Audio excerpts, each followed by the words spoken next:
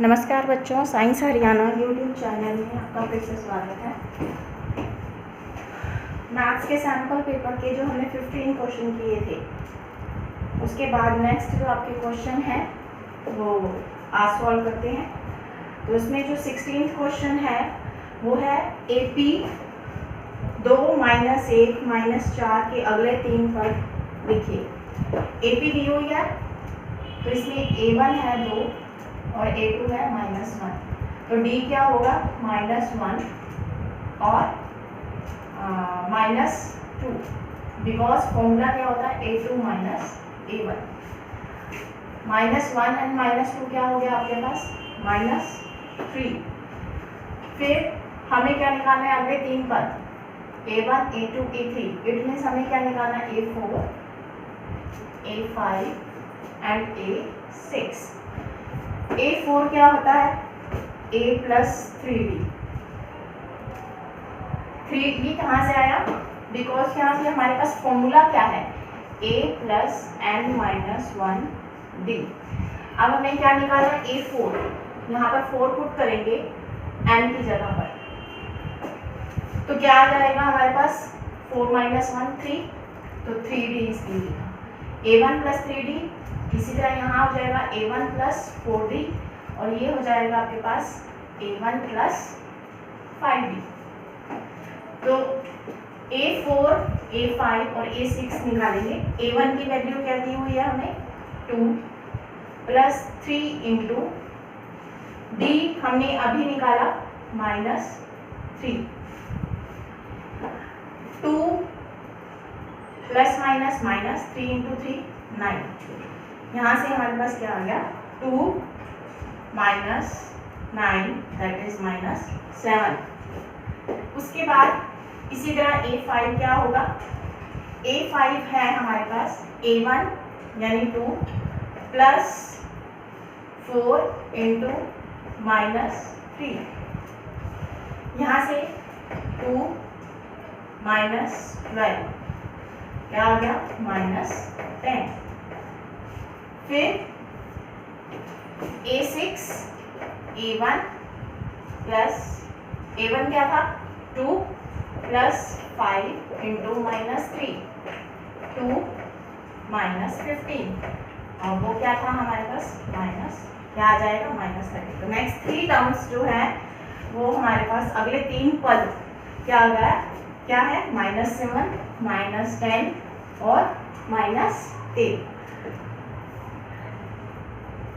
उसके बाद नेक्स्ट आपका क्वेश्चन है 17th क्वेश्चन।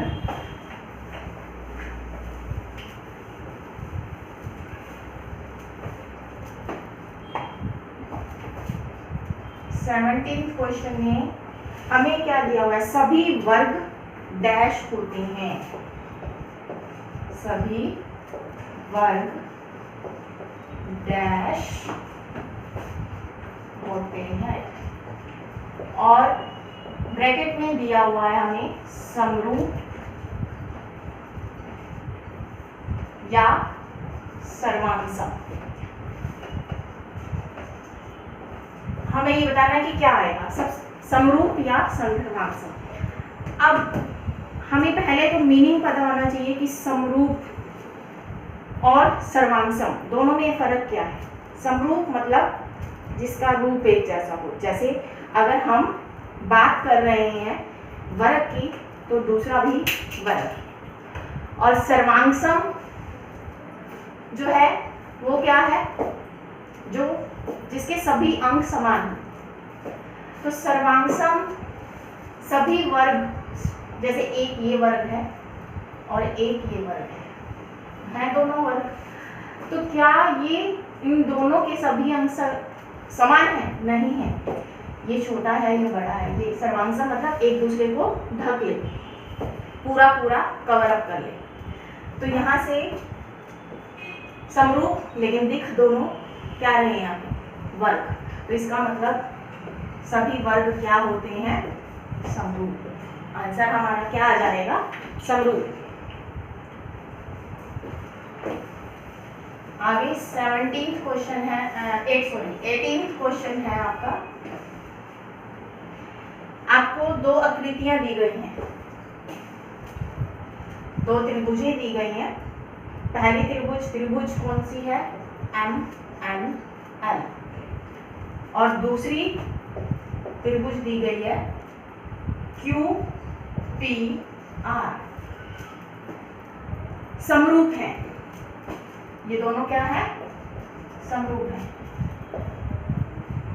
और हमें बतानी है कि इसकी कसौटी कौन सी है, यानी इसके ऊपर कौन सा रूल लग रहा है। अब समरूपता के नियम होते हैं SSS, भुजा भुजा भुजा, भुजा कोण भुजा, कोण कोण भुजा। तो और हमारे पास और क्या होती है? RHS, पाइथागोरस के जिस पे लगती है। तो हमें सबसे पहले तो इसकी आकृति देखनी है MNL। इसमें हमें कोण M दिया हुआ है 70 डिग्री, ये दी हुई है 2.5 सेंटीमीटर, और ML दी हुई है 5 सेंटीमीटर। इसी तरह दूसरी त्रिभुज दी हुई है QPR, यहाँ Q दिया हुआ है जो 70 डिग्री है, यहाँ P दिया हुआ है, और नीचे क्या दिया हुआ है हमें? R। इसमें हमें PQ दिया हुआ है 5 सेंटीमीटर। फिर ये QR दिया हुआ है 10 सेंटीमीटर। अब समरूप त्रिभुज MNL समरूप है QPR से। एक चीज ध्यान रखें, समरूप जब हमें दी होती है तो ये जो M है और ये जो Q है, इट मीन्स एंगल M जो है वो Q के इक्वल होगा, N P के इक्वल होगा, और L R के इक्वल होगा। यानी अब यहाँ देखो आप, ये कोण M जो है वो दिया हुआ है Q के इक्वल, एक कोण दिया हुआ है M इक्वल टू Q, दो भुजाएं दी हुई हैं MN। अब आप इसके अंदर देखिए MN, और इसमें दिया हुआ PQ। अब हमें ये लेनी है, हमें नहीं मालूम PQ या Q। देखो आप MN पहले लिखा हुआ था, यहाँ क्या है? QP। तो यानी MN अपॉन QP निकालेंगे हम, यहाँ से 2.5 और 5। इसको आप सॉल्व करोगे डेसिमल हटा के, 25, 5 5 25, और ये आ गया आपका 1/2, यानी इसका अनुपात क्या है? 1/2। इसी तरह दूसरी भुजा इसमें दी हुई है ML, और दूसरी त्रिभुज में दी हुई है QR। तो 5 ML अपॉन QR, 5 सेंटीमीटर, 5, और इसमें क्या दिया हुआ? 10। इसको भी काटोगे क्या आ जाएगा? 1/2। दोनों का अनुपात इक्वल आ गया। ये दोनों इक्वल अनुपात में है, और इन दोनों के बीच में आप देखिए ध्यान से ML ये वाली, ये दोनों भुजाएं और इनके बीच का कोण, इधर से ये दोनों भुजाएं और इनके बीच का कोण। तो हमारे पास कसौटी कौन सी हो गई? SAS। आपका आंसर क्या आया? SAS। तो कौन सी कसौटी हुई है हमारे पास? इसका ऑप्शन जो है सी ऑप्शन जो है इस क्वेश्चन का आंसर है। उसके बाद है 19th क्वेश्चन। 19th क्वेश्चन में आपको बताना है, नीचे त्रिभुजें दी गई हैं, त्रिभुजों की भुजाएं दी गई हैं। त्रिभुजों की भुजाएं 7 सेंटीमीटर है ए ऑप्शन में। उसके बाद दी हुई है 24 सेंटीमीटर और 25 सेंटीमीटर। फिर बी ऑप्शन में दिया गया है 8 सेंटीमीटर, 6 सेंटीमीटर और 3 सेंटीमीटर। हमें ये बताना है कि इन दोनों में से कौन सी भुजाएं जो है समकोण त्रिभुजों की भुजाएं हैं। Which one is right angle triangle. तो हमारे पास समकोण त्रिभुज निकालने का क्या तरीका है? पाइथागोरस प्रमेय होती है। पाइथागोरस प्रमेय में क्या होगा?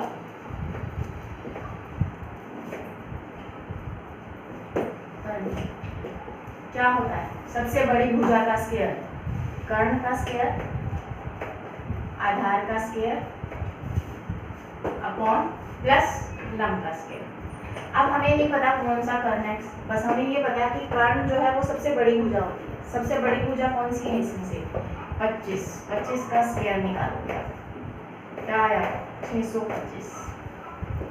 उसके बाद इन दोनों में से कोई भी भुजा ले लो, 7 का स्क्वायर और 24 का स्क्वायर, 49 प्लस 576। यहाँ हमारे पास 625 है। आप ऐड करके देखो, ये दोनों क्या होंगे? 625। 625 यहाँ भी क्या है? 625। तो हमारा ऑप्शन जो है वो ए आंसर होगा। अभी हमें सेकंड ऑप्शन को ट्राई करने की जरूरत ही नहीं है।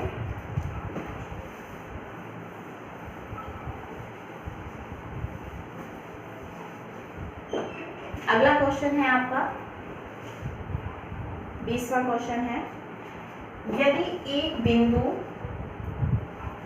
P से, बिंदु क्या कहा 20वें क्वेश्चन में, बिंदु P से O केंद्र, बिंदु P से O केंद्र वाले किसी वृत्त पर PA और PB स्पर्श रेखाएं परस्पर 100 डिग्री के कोण पर मिलती हैं, तो POA, कोण POA बराबर होगा। देखो क्या कहा? बिंदु P दिया हुआ है। सबसे पहले तो वृत्त बनाएंगे। हमें स्टेटमेंट में ये कहा गया है कि बिंदु P, ये O केंद्र वाले, ये O केंद्र से O केंद्र वाले वृत्त पर 2 स्पर्श रेखाएं खींची गई हैं, PA एंड PB में PA व PB क्या है? स्पर्श रेखाएं। उसके बाद कहा ये जो परस्पर एक दूसरे को काटते हैं, ये यहाँ पर आपका 100 डिग्री का कोण बनता है। तो हमें निकालना है कोण P जो दिया हुआ है वो दिया हुआ है 100 डिग्री। हमें निकालना है POA। यस, हमें ये वाला कोण निकालना है, POA फाइंड करना है। कैसे फाइंड करेंगे? इसमें सबसे पहले तो हमें स्पर्श रेखा का रूल पता होना चाहिए कि जो ये स्पर्श रेखा है और ये तो त्रिज्या है यार, त्रिज्या और स्पर्श रेखा PA एक दूसरे पर क्या होती हैं? लंब होती हैं। लंब होती हैं, तो इसका मतलब जो हमारा कोण A है, त्रिभुज POA में कोण A जो है वो कितने का होगा? 90 डिग्री का। और एक थ्योरम हमारी ये भी है कि ये जो हमारी POP रेखा है, ये हमेशा इस कोण को बाइसेक्ट करती है, समान भागों में समद्विभाजित करती है। यानी OP जो है वो कोण P को समद्विभाजित करती है। P को दो भागों में, 2 समान भागों में, कोण P को समान भागों में बांटती है। तो इसका मतलब क्या होगा? ये हमारा कोण जो है वो कितने का हो गया? 100 का है। तो ये कितने का हुआ? ये कितने का हुआ? ये 50 का हो गया, ये 90 का हो गया। अब हमें निकालना है ये वाला कोण। तो त्रिभुज के तीनों कोणों का योग क्या होता है? कोण P प्लस कोण A प्लस कोण O 180 डिग्री। यहाँ से P क्या होगा? 50 ए क्या होगा 90 और ओ हमें निकालना है 180। 140 प्लस कोण ओ इक्वल टू 180 एंड कोण ओ 180 माइनस 140। यहाँ से हमारे पास क्या आ जाएगा 40, यानी ये हमारा कोण क्या आ गया 40। तो हमारी 20वें क्वेश्चन का जो आंसर है वो क्या होगा 40 डिग्री। और इसका ऑप्शन जो है आपका 20वें क्वेश्चन का वो क्या है ऑप्शन ए जो है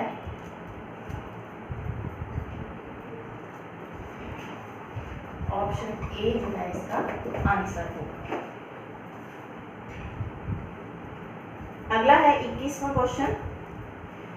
वृत्त तथा उसकी स्पर्श रेखा के उभयनिष्ठ बिंदु को, उभयनिष्ठ कोमल बिंदु जो होता है क्या कहा वृत्त और उसकी स्पर्श रेखा के उभयनिष्ठ बिंदु को कहते हैं, क्या कहते हैं स्पर्श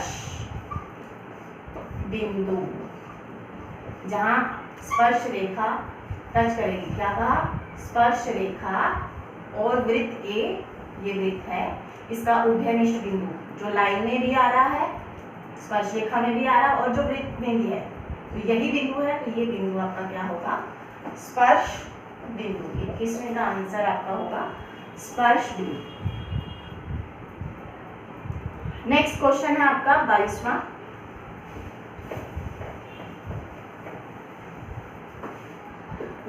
क्वेश्चन में एक बिंदु Q से वृत्त की स्पर्श रेखा की लंबाई 24 सेंटीमीटर है। हमें क्या कहा कि वृत्त के बिंदु से, वृत्त के बाहर कोई बिंदु दिया हुआ है, उससे स्पर्श रेखा की लंबाई दी हुई, वो कितनी है 24।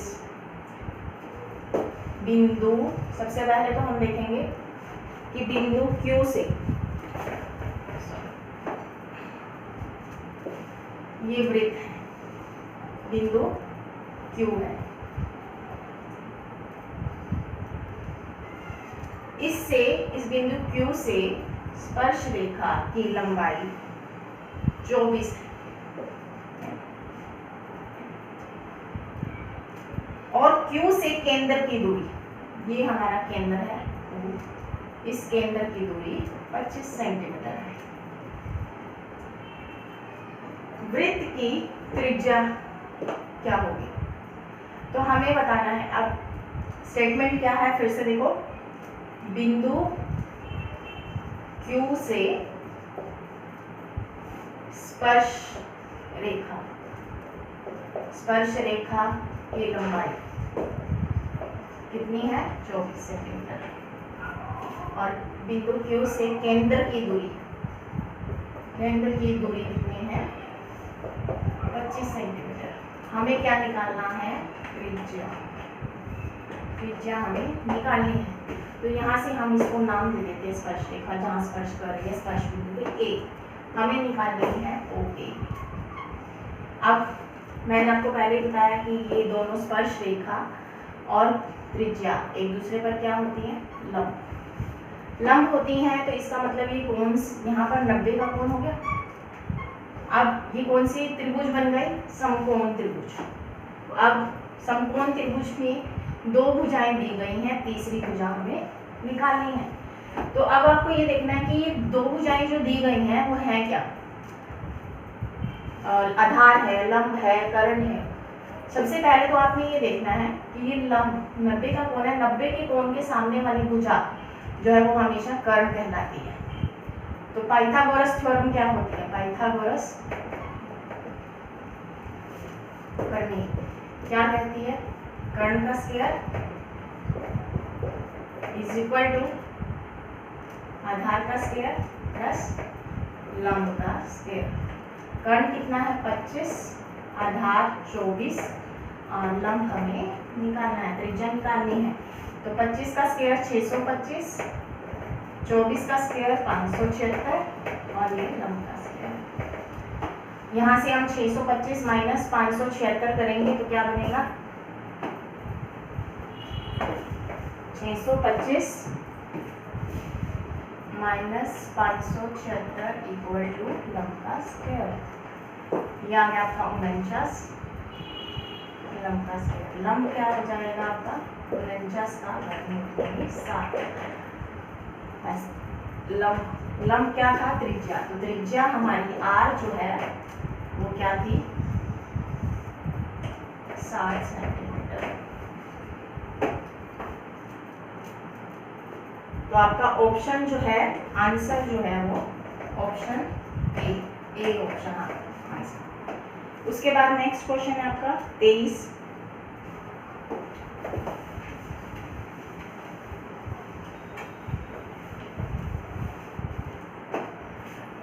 क्वेश्चन में क्या है, आकृति दी गई है जिसमें आकृति क्या है त्रिभुज दी हुई है। त्रिभुज के अंदर हमें भुजाएं दी गई हैं कुछ। त्रिभुज ABC में दिया हुआ है DE समांतर BC। तो BC है हमारे पास, EC निकालना है। अब त्रिभुज आकृति आपका डायग्राम ये दिया हुआ है ABC DE, ये D बिंदु है और ये E बिंदु है, समांतर है इसके BC। फिर ये दिया हुआ है 2 सेंटीमीटर, ये दिया हुआ है 4 सेंटीमीटर, ये दिया हुआ है 1 सेंटीमीटर और ये हमें निकालना है। EC हमें फाइंड करना है। अब त्रिभुज ABC में DE समांतर है BC के, क्योंकि इसलिए क्या होगा AD upon DB equal to AE upon EC। ये कौन सा रूल हुआ हमारा BPT, बेस प्रोपोर्शनल थ्योरम, जिसको आप जैसे थेल्स प्रमेय में हमारे पास अगर एक भुजा सामने वाली भुजा के समांतर हो त्रिभुज में, तो वो उस त्रिभुज को समान अनुपात में उस अन्य भुजाओं को, त्रिभुज की अन्य भुजाओं को, ये अन्य भुजाएं हो गए ना, उसको समान अनुपात में विभाजित करती है। तो इसलिए मैंने लिख दिया AD अपॉन DB और AE अपॉन EC। तो AD दिया हुआ है हमें, AD दिया हुआ है 2, ये दिया हुआ है 4, ये दिया हुआ है 1 AE, और इधर हम इसको ले लेते हैं x। तो क्रॉस मल्टीप्लाई करोगे आप, तो यहाँ से 2x इक्वल टू 4, x क्या आ गया 4/2 यानी 2। तो आपका x इसको लिया था हमने, तो EC की वैल्यू जो है आपके यहाँ आंसर जो है वो क्या था 2 सेंटीमीटर।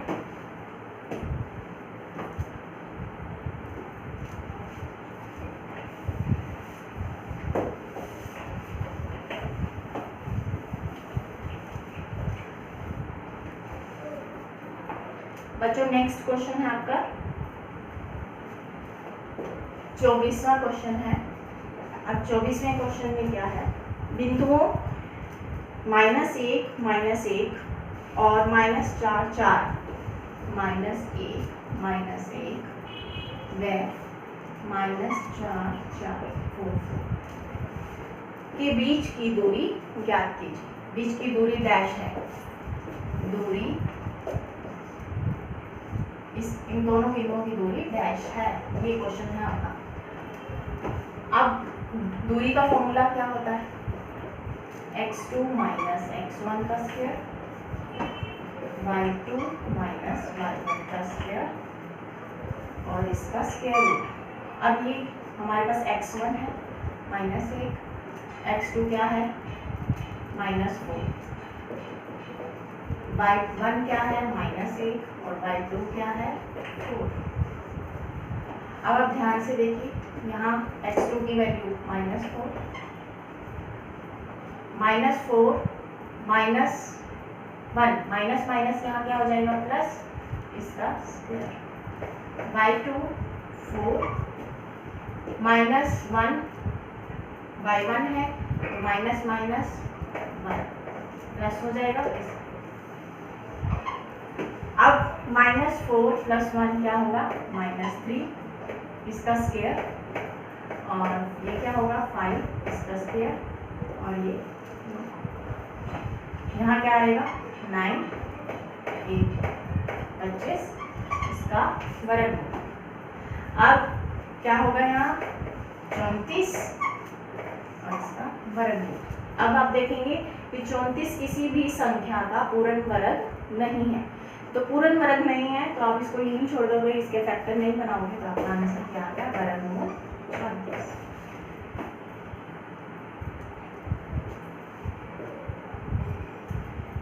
आगे 25वां क्वेश्चन है, वह अनुपात जिसमें बिंदुओं, दो बिंदु दिए हुए हैं, 1 -5 -4 5 को मिलाने वाले रेखाखंड x अक्ष से विभाजित होता है, तो वह अनुपात क्या होगा। दोबारा से सुने, अनुपात जिसमें दो बिंदु दिए गए हैं,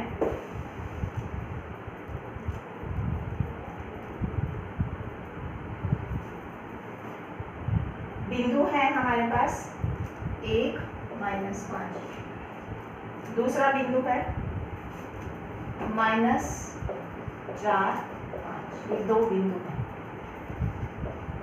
इनको मिलाने वाला रेखाखंड, मिलाने वाला रेखाखंड